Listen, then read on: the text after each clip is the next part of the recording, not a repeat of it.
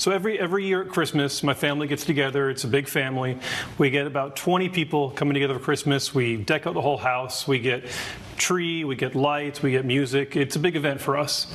Normally, I prepare the meal myself, but this year it's just too big. I didn't want to deal with it. So I went online. I found Henry.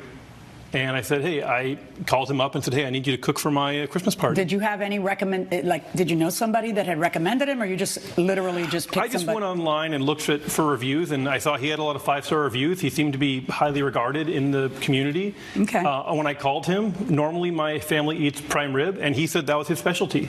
So we kind of hit it off. Okay. I thought it would go well. So go on.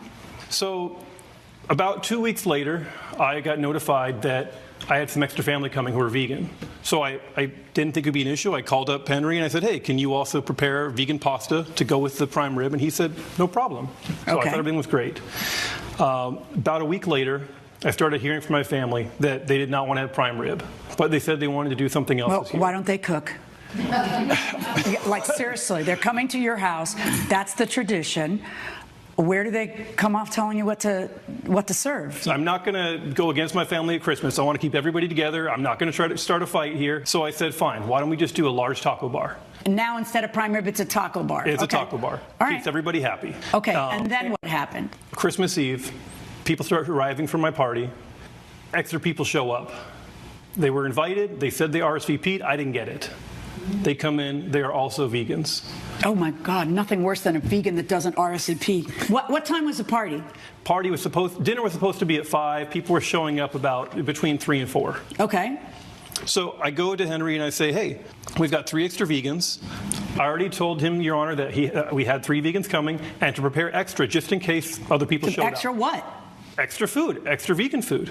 Oh, well, how many vegans did you tell them were coming? 3 were coming. And now what was happening? 6 were now there. There were so 6. You need to double the vegan food. I told them to bring extra. Wait, tell me how you just a second. Tell me how you told them to bring extra. I have a text message here where I said, hey, we have 3 vegans coming, but please over-prepare and bring extra. Over-prepare. But please over-prepare with the vegan taco meat. Will do. What does that even mean? I'm not sure, Your Honor. Well, then why did you say will do? What, in my way to over-prepare is I'll just bring extra food all along, but it wasn't for the vegan. But please over-prepare with the vegan taco meat, is what he says. Okay. And you say will do. So what happens? I told him there were 3 extra people. He said, oh, I can't do it. I don't have enough food. I have to go out and get more food. And I have to delay your dinner by an hour and a half. Okay, and I can't do that. That's not going to happen. I let him know that wasn't going to happen. He started raising his voice at me, and then he started packing up all his food, and he just left. I had no food on Christmas Eve for my family. So what'd you do? I ended up ordering vegan pizza.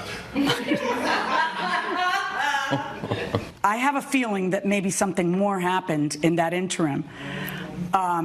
So let me hear from you.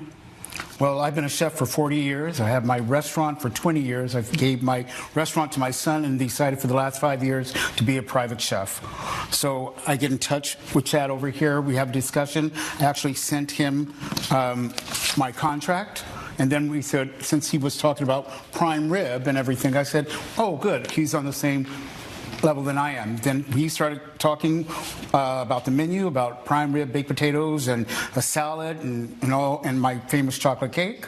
And next thing you know, a few weeks later, he called up and wanted to add the vegan pasta. I said, that's fine. And as he's doing this, I understand the way he's talking to me, I'm not feeling good. Well, then he changes it and makes it a taco bar. A taco, yes. So when but you say okay. I said okay to that. Because he already signed the contract. Well, plus 20 tacos are a lot less money for you to spend on food than 20 prime ribs. Guys, let me start by saying his whole menu sounds absolutely delicious. Tacos or no tacos, prime rib, whatever, I'm in. So when the plaintiff said, please over-prepare for vegans, what exactly did he mean by that? Over-prepare by how many people? How many vegans were you expecting to attend your party? I believe 1 or 2 or 3 people, it would all make such a difference for the chef of how much to prepare extra. Maybe head your head count down before you submit the order to the chef to make his job just a little bit easier. I understand that when you do catering, you do over prepare, but by how much? Guys, if you are in the catering business, please put it in the comments below because I would really love to understand what exactly went wrong in this case. Let's go back. So then he comes up to you and says, hey, there's 3 people who I didn't get their RSVP and they showed up and they're vegan. And what do you say? I said, I need to go to the store. I need to go grab some more food, and more, stuff to feed these people.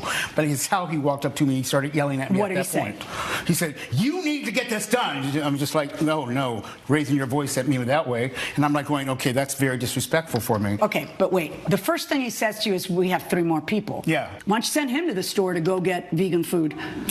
What did he say to you about, like, oh, well, I told you to over-prepare on the vegan? He started yelling at me. Well, you haven't even answered him, according to you. You must answer him. You tell him, I said what I did have say. to go to the store. It's going to delay the food an hour and a half. Then he starts yelling at me. Right, and I probably raised my voice when I said, I got to go to the store. I got to get more food. It would be an hour and a half. And then he got mad that you were yelling at him in his kitchen, Yes. and he yelled at you and said what? He called me a moron.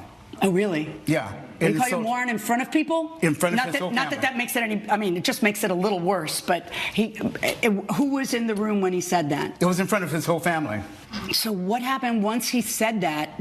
What did you say or do? You just started packing I just started packing. I don't like people talking to me like that. Did anybody say, oh, everybody calm down, it's Christmas? No. Won't somebody think of the children? No. No.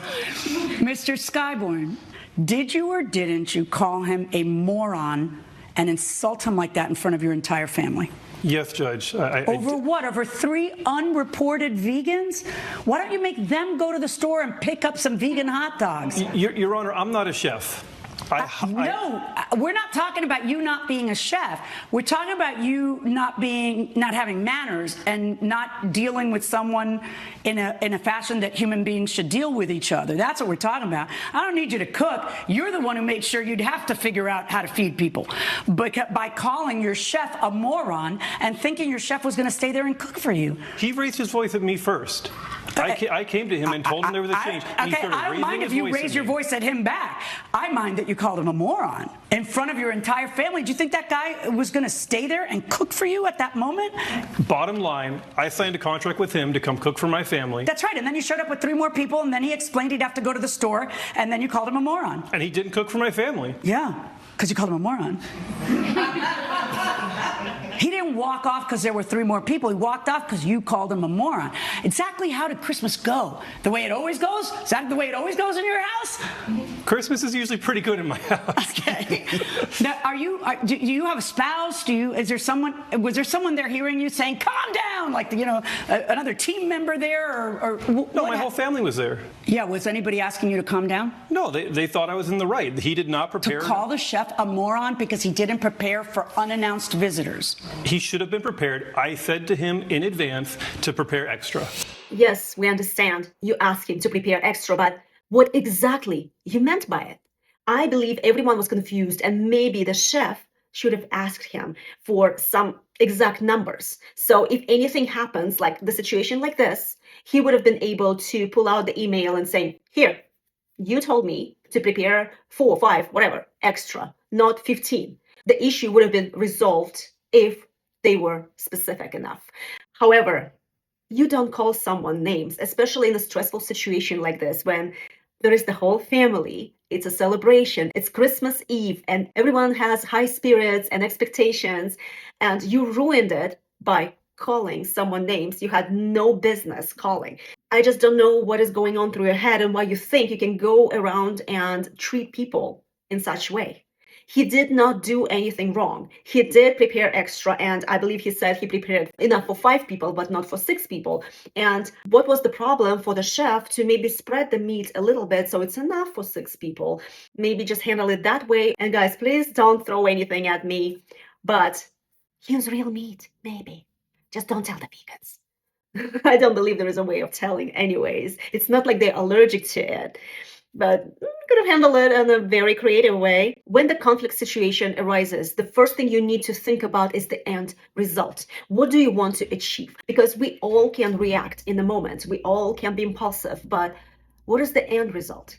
And I believe when you have 20 plus family members who are hungry and waiting for a feast, the last thing you want to do is to insult the chef who is preparing food for you. Let's go back. What did you think he meant, by the way, when he said that? Because the exact text is, as we discussed, I have 3 vegan people coming, but please over-prepare with the vegan taco meat. Because you can always make a non-vegan eat some vegan taco meat, but you can't make a vegan eat meat. Right. So why didn't you just have more vegan taco meat? I mean, we're talking about this much meat. Like, how? I had a small extra. I know people want double. People want to go back for seconds. So I said, let me make sure they're comfortable and enough food. So you had enough for 5, but not 6? Yeah. Why didn't you just say that to him? I have enough for 5, but not 6. Because he kept yelling at me. He kept coming at But me. he says you said that you yelled back, well, I can't do that. I got to go to the store. Your dinner's going to be an hour and a half. Yes. Maybe on Christmas, everybody should tone it down a few notches, right? Doesn't have to be at 11. We can put it down a little bit because everybody's stressed. And, perhaps maybe the best answer to that was, I've got enough for 5, but not 6. Do you want to go to the store for me? And I'll stay here and prepare everything else. Might delay us a little. Maybe that's the best answer instead of yelling at him also. But under no circumstances do you get to call another human being who is working for you a moron and expect that you have not breached the contract. At that point, I consider you in breach because every contract has the simple, understood, unwritten condition that you're going to act like a human being and not insult. He doesn't work for you. He is a one-night chef for you. And if he worked for you, you couldn't call him a moron either. You wouldn't have that right either.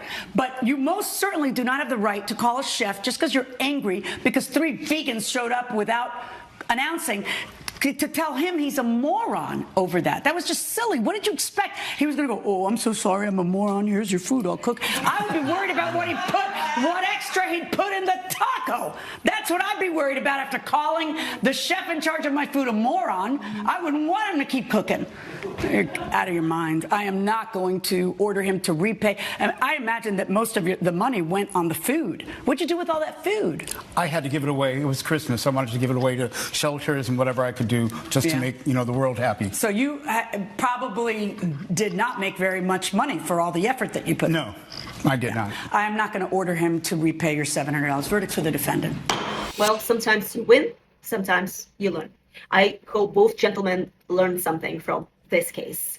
The plaintiff learned not to insult a chef or anyone. Who gave you a right to speak to anyone like this, especially in the heat of a moment? Just you have to have better control of your emotions. And for the chef, maybe next time he will ask, what exactly do you mean by extra? For how many more people? I need to know this information because I want to be prepared and I want your party to go smoothly. And just that one question would have made this whole situation go away. What did you guys think about this case? Do you believe the judgment was fair? Please put it in the comments below, and thank you for watching.